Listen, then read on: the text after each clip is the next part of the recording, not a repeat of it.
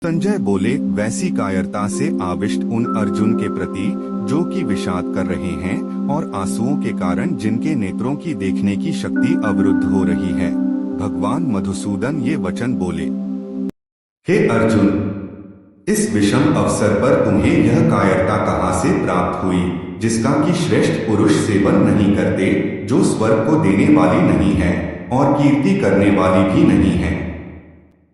इस नपुंसकता को मत प्राप्त हो, क्योंकि यह उचित नहीं है। हृदय की इस तुच्छ दुर्बलता का त्याग करके युद्ध के लिए खड़े हो जाओ। अर्जुन बोले, हे मधुसूदन, मैं रणभूमि में भीष्म और द्रोण के साथ बाणों से युद्ध कैसे करूं? क्योंकि ये दोनों ही पूजा के योग्य हैं। महानुभाव गुरुजनों को न मारकर इस लोक में मैं भिक्षा का अन्न खाना भी श्रेष्ठ समझता हूँ, क्योंकि गुरुजनों को मारकर यहाँ रक्त से सने हुए तथा धन की कामना की मुख्यता वाले भोगों को ही तो भोगूंगा। हम यह भी नहीं जानते कि हम लोगों के लिए युद्ध करना और न करना, इन दोनों में से कौन सा अत्यंत श्रेष्ठ है, और हमें इसका भी पता नहीं है कि हम उन्हें जीतेंगे अथवा वे हमें जीतेंगे।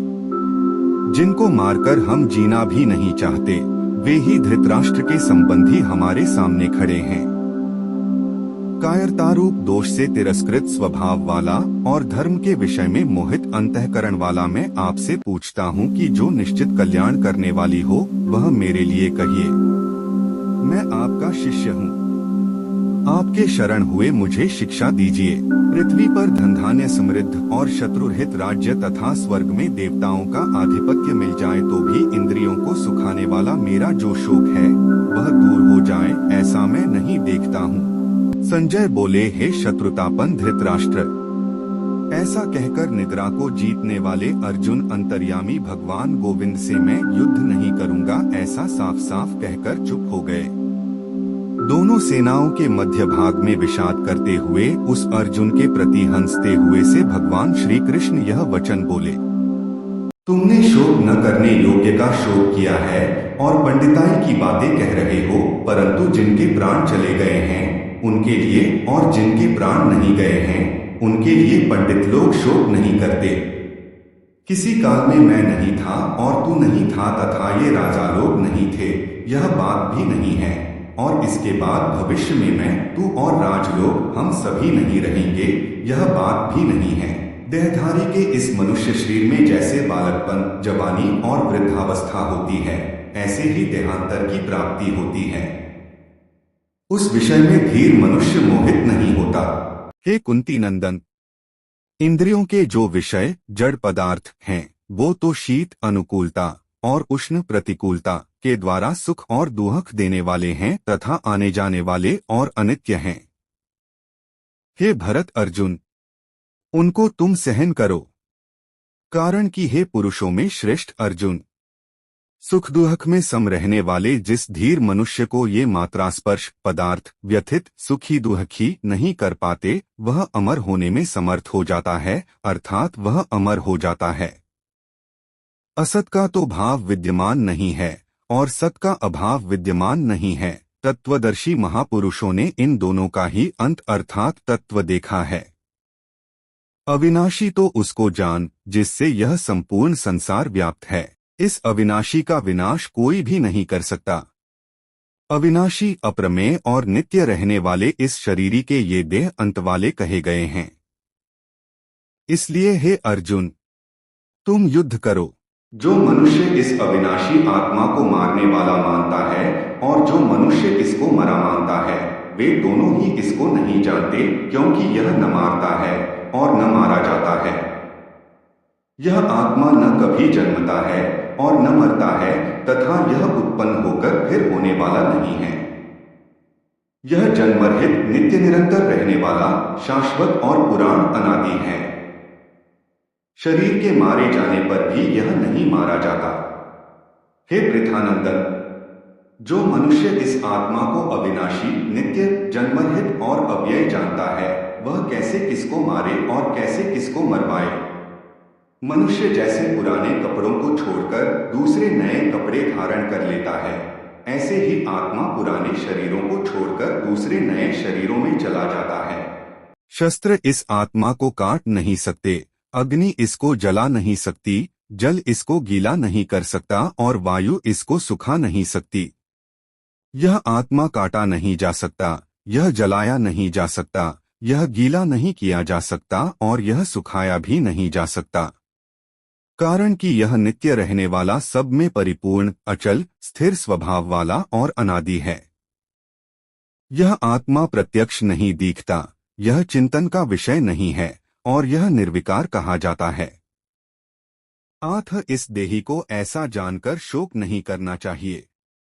हे महाबाहो, अगर तुम इस देही को नित्य पैदा होने वाला अथवा नित्य मरने वाला भी मानो तो भी तुम्हें इस प्रकार शोक नहीं करना चाहिए। जन्म लेने वाले की मृत्यु निश्चित है और मरने वाले का जन्म निश्चित है, इसलिए जो अटल है, अपरिहार्य है, उसके विषय में तुमको शोक नहीं करना चाहिए। हे भारत, सभी प्राणी जन्म से पहले अप्रकट थे और मरने के बाद अप्रकट हो जाएंगे, केवल बीच में ही प्रकट दिखते हैं।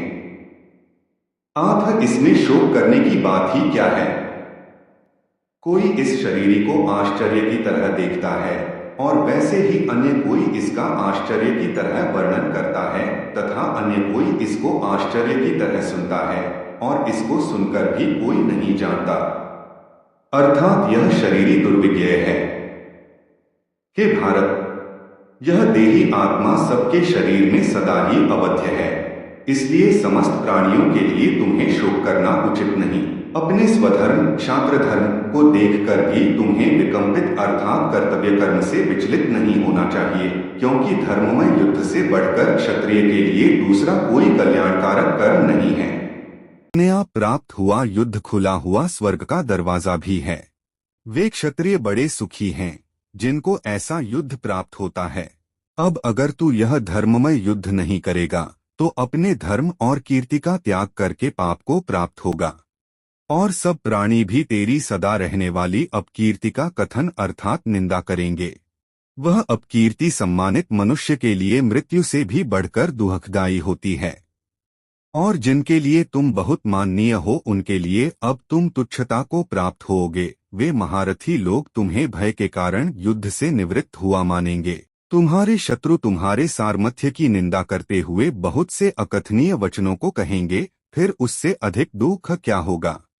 अगर युद्ध में तू मारा जाएगा तो तुझे स्वर्ग की प्राप्ति होगी और अगर युद्ध में तू जीत जाएगा तो पृथ्वी का राज्य भोगेगा। आथ हे कुंती नंदन, तू युद्ध के लिए निश्चय करके खड़ा हो जा। हे पार्थ, सुख दुख लाभ हानि और जय पराजय को समान करके युद्ध के लिए तैयार हो जाओ, इस प्रकार तुमको पाप नहीं होगा। यह संबुद्धि तेरे लिए पहले सांख्य योग में कही गई, अब तू इसको कर्मयोग के विषय में सुन। जिस संबुद्धि से युक्त हुआ तू कर्म बंधन का त्याग कर देगा। मनुष्य लोक में इस संबुद्धि रूप धर्म के आरंभ का नाश नहीं होता, इसके अनुष्ठान का उल्टा फल भी नहीं होता और इसका थोड़ा सा भी अनुष्ठान जन्म रूप महान भय से रक्षा कर लेता है। हे कुरुनंदन, इस संबुद्धि की प्राप्ति के विषय में व्यवसायत्मिका बुद्धि एक ही होती है। अव्यवसायी मनुष्यों की बुद्धियां अनंत और बहुशाखाओं वाली ही होती हैं। हे पृथानंदन, जो कामनाओं में तन्मय हो रहे हैं, स्वर्ग को ही श्रेष्ठ मानने वाले हैं, वेदों में कहे हुए सकाम कर्मों में प्रीति रखने वाले हैं, भोगों के सिवाय और कुछ है ही नहीं ऐसा कहने वाले हैं, वे अविवेकी मनुष्य इस प्रकार की जिस पुष्पित दिखाओ शोभायुक्त वाणी को कहा करते हैं, जो कि जन्मरूपी कर्मफल को देने वाली है तथा भोग और ऐश्वर्य की प्राप्ति के लिए बहुत सी क्रियाओं का वर्णन करने वाली है, उससे जिनका चित्त हर लिया गया है, ऐसे भोग और ऐश्वर्यम आसक्ति रखने वाले पुरुषों के अंतकरण में निश्चयात्मक बुद्धि नहीं थी, अर्थात वे ध्यान का अभ्यास करने योग्य नहीं होते।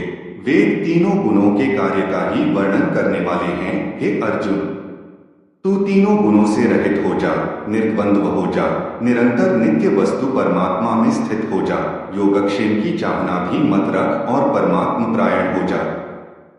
सब तरफ से परिपूर्ण महान जलाशय के प्राप्त होने पर छोटे गड्ढों में भरे जल में मनुष्य का जितना प्रयोजन रहता है, अर्थात कुछ भी प्रयोजन नहीं रहता। वेदों और शास्त्रों को तत्व से जानने वाले ब्रह्मज्ञानी का संपूर्ण वेदों में उतना ही प्रयोजन रहता है, अर्थात कुछ भी प्रयोजन नहीं रहता। कर्तव्य कर्म करने में ही तेरा अधिकार है, फलों में कभी नहीं। आथ तो कर्मफल का हेतु भी मत बन और तेरी अकर्मण्यता में भी आसक्ति न हो। हे धनंजय, आसक्ति को त्याग कर तथा सिद्धि और असिद्धि में संभाव होकर योग में स्थित हुए तुम कर्म करो। यह संभाव ही योग कहलाता है। इस बुद्धियोग की तुलना में सकाम कर्म अत्यंत निकृष्ट हैं। इसलिए हे धनंजय, तुम बुद्धि की शरण लो। फल की इच्छा करने वाले कृपण दीन हैं। बुद्धि समता से युक्त मनुष्य यहाँ जीवित अवस्था में ही पुण्य और पाप दोनों का त्याग कर देता है। आथ तू योग समता में लग जा, क्योंकि योग ही कर्मों में कुशलता है। समतायुक्त मनीषी साधक कर्मजन्य फल का त्याग करके जन्मरूप बंधन से मुक्त होकर निर्विकार पद को प्राप्त हो जाते हैं। जिस समय तेरी बुद्धि मोहरूपी दलदल को तर जाएगी, उसी समय तू सुने हुए और सुनने में आने वाले भोगों से वैराग्य को प्राप्त हो जाएगा। जब अनेक प्रकार के विषयों को सुनने से विचलित हुई तुम्हारी बुद्धि आत्मस्वरूप में अचल और स्थिर हो जाएगी, तब तुम परमार्थ योग को प्राप्त करोगे। अर्जुन बोले, हे केशव, परमात्मा में स्थित स्थिर बुद्धि वाले मनुष्य के क्या लक्षण होते हैं? वह स्थिर बुद्धि वाला मनुष्य कैसे बोलता है, कैसे बैठता है और कैसे चलता है? श्री भगवान ने कहा, हे पार्थ, जिस समय पुरुष मन में स्थित सब कामनाओं को त्याग देता है और आत्मा से ही आत्मा में संतुष्ट रहता है, उस समय वह स्थित प्रज्ञ कहलाता है। दुखों की प्राप्ति होने पर जिसके मन में उद्वेग नहीं होता और सुखों की प्राप्ति होने पर जिसके मन में स्पृहा नहीं होती तथा जो राग, भय और क्रोध से सर्वथा रहित हो गया है, वह मननशील मनुष्य स्थिर बुद्धि कहा जाता है। सब जगह आसक्ति रहित हुआ जो मनुष्य कुसोस शुभ अशुभ को प्राप्त करके न तो अभिनंदित होता है और न द्वेष करता है, उसकी बुद्धि प्रतिष्ठित है।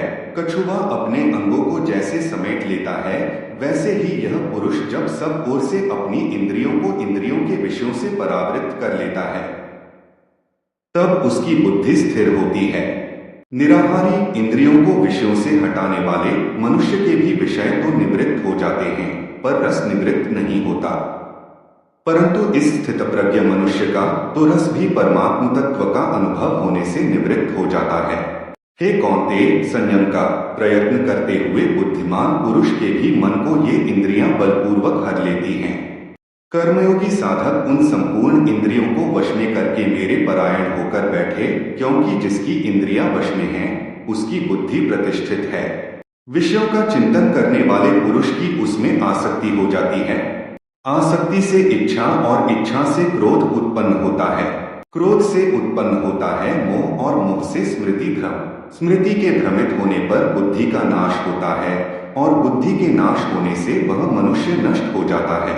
वशीभूत अंतःकरण वाला कर्मयोगी साधक राग द्वेष से रहित अपने वश में की हुई इंद्रियों के द्वारा विषयों का सेवन करता हुआ अंतःकरण की निर्मलता को प्राप्त हो जाता। निर्मलता प्राप्त होने पर साधक के संपूर्ण दुखों का नाश हो जाता है और ऐसे शुद्ध चित्त वाले साधक की बुद्धि निस्संदेह बहुत जल्दी परमात्मा में स्थिर हो जाती है। जिसके मन इंद्रिया संयमित नहीं है, ऐसे मनुष्य की व्यवसायात्मिका बुद्धि नहीं होती और व्यवसायात्मिका बुद्धि न होने से उसमें कर्तव्यपरायणता की भावना नहीं होती। ऐसी भावना न होने से उसको शांति नहीं मिलती। फिर शांत रहित मनुष्य को सुख कैसे मिल सकता है? जल में वायु जैसे नाव को हर लेता है, वैसे ही विषयों में विरजती हुई इंद्रियों के बीच में जिस इंद्रिय का अनुकरण मन करता है, वह एक ही इंद्रिय इसकी प्रज्ञा को हर लेती है। इसलिए हे महाबाहो, जिस मनुष्य की इंद्रियों के विषयों से सर्वथा वश में की हुई है, उसकी बुद्धि स्थिर है। सब प्राणियों के लिए जो रात्रि है, उसमें संयमी पुरुष जागता है और जहाँ सब प्राणी जागते हैं, वह तत्व को देखने वाले मुनि के लिए रात्रि है। जैसे संपूर्ण नदियों का जल चारों ओर से जल द्वारा परिपूर्ण समुद्र में आकर मिलता है, पर समुद्र अपनी मर्यादा में अचल प्रतिष्ठित रहता है। ऐसे ही संपूर्ण भोग पदार्थ जिस संयमी मनुष्य को विकार उत्पन्न किए बिना ही उसको प्राप्त होते हैं, वही मनुष्य परम शांति को प्राप्त होता है, भोगों की कामना वाला नहीं। जो मनुष्य संपूर्ण कामनाओं का त्याग करके स्पृहारहित, ममतारहित और अहंकाररहित होकर आचरण करता है, वह शांति को प्राप्त होता है। हे पृथानंदन, यह ब्राह्मी स्थिति है। इसको प्राप्त होकर कभी कोई मोहित नहीं होता। इस स्थिति में यदि अंतकाल में भी स्थित हो जाए तो निर्वाण ब्रह्म की प्राप्ति हो जाती है।